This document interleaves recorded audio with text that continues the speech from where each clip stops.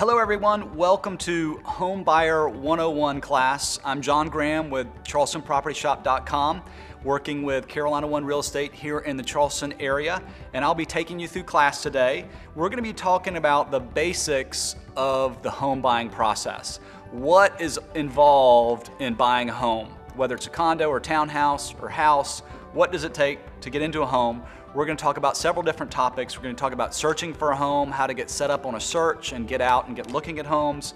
We'll talk about financing and what it takes there to find a lender and go through the process of getting a loan. We'll talk about making an offer, what generally happens when you put an offer in, how much does it go back and forth with a seller, what to expect, just to give you an idea of what to expect so that you feel a little more comfortable with that process.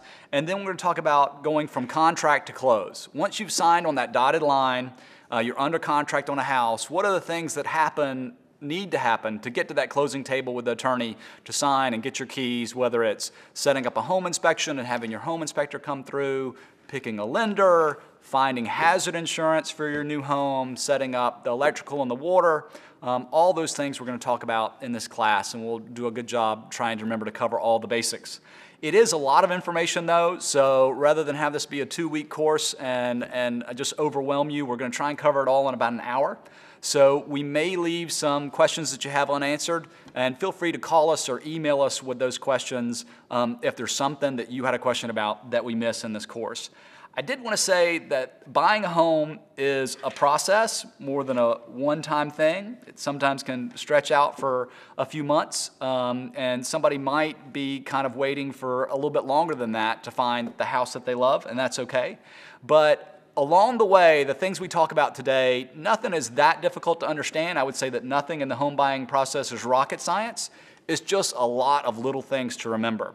And the good news is, in the state of South Carolina, you can have a realtor, a buyer's agent, help you through that process, and they are paid by the seller's real estate company. So you can have a professional real estate agent help you in the process, and they'll do that for free. They will get paid by the selling agent. So that's a positive. That'll have you somebody on your side who's helping you remember all those little details that we cover today. So starting off, I wanted to say that it is a great time to buy a place, to buy a home in the Charleston area. There's several reasons for that. We're going to cover a number of them today. Historically, our appreciation has been very good. If you look at how homes have appreciated year after year, been around 4% nationally year over year for the last 100 years or so.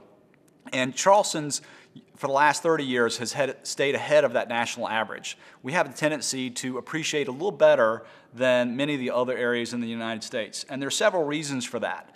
One of the first reasons is called scarcity. And what scarcity means is just that land is a bit scarce to find and build a house on, or a condo or a townhouse. Anything that you build, any home that you buy will be sitting on land. And the reason that land is scarce in the Charleston area is if you think about most cities in the United States, they'll have a central downtown area, and then the city kind of radiates in all directions out from that downtown area. Well, in Charleston, being a coastal community, we do have a downtown area, but it's on a harbor with major rivers, and then we have the ocean that comes down our coastline and cuts away about half our land. They're not letting you build any houses on the ocean right now. So that takes up half our land. In addition to that, we've got 5 major rivers.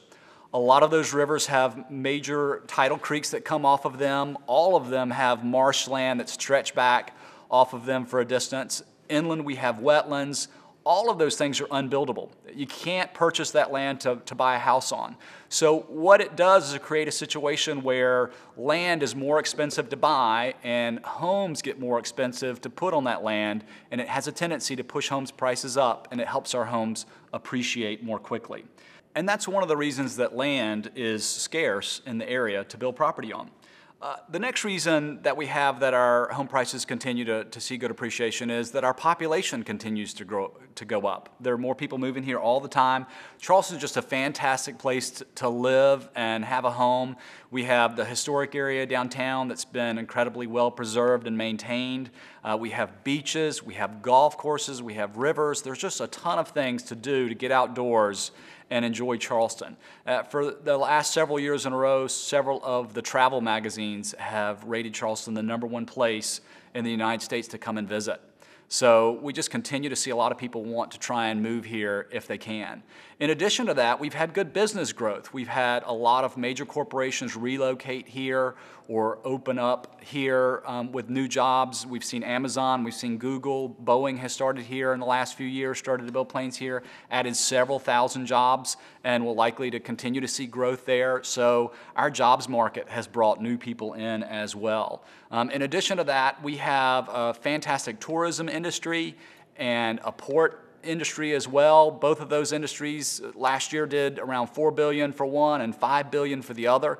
Both of those should continue to grow moving forward, and they're great job producers, those industries are, for our area. So the next thing that's really driving our growth is, it's a little bit of a unique thing, but for the next 15 years, the baby boomers are going to be retiring. And we've seen a lot of that generation consider Charleston for their retirement destination.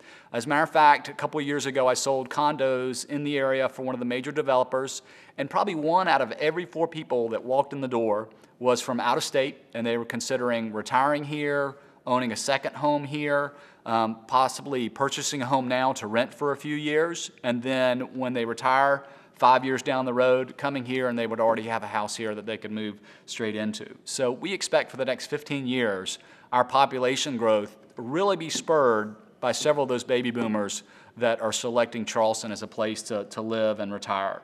Want to talk about next, a buyer's market versus a seller's market.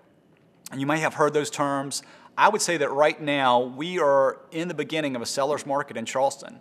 And kind of to define those things, usually a buyer's market happens when there are a lot of homes on the market and just a few buyers, and anyone selling their home knows that to get it sold, they have to compete with several other people in the neighborhood. And one of the main reasons, one of the main ways that they do that is with their price. So it tends to put pressure on prices, and buyers are able to get a good deal on a house and buy that house at a discount as to what they might normally buy it for.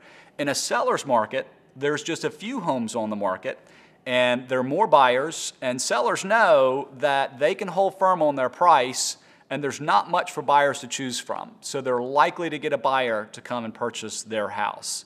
And for you thinking of buying a home, I want you to think about it this way, and this is a positive for you.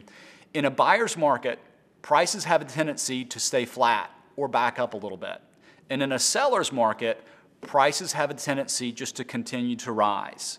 So for you as a buyer, you have to think about what happens once you buy that home. Once you buy that home and get those keys, you're no longer a buyer, you're a homeowner. And as a homeowner, what you would like to see is the value of your house continue to rise. So for me personally, I feel like one of the best times for someone to buy a house is the beginning of a seller's market, when you know that prices are going to continue to climb for a few years out into the future pretty steadily. And the consensus in the real estate area in Charleston is that we are in the beginning of a seller's market.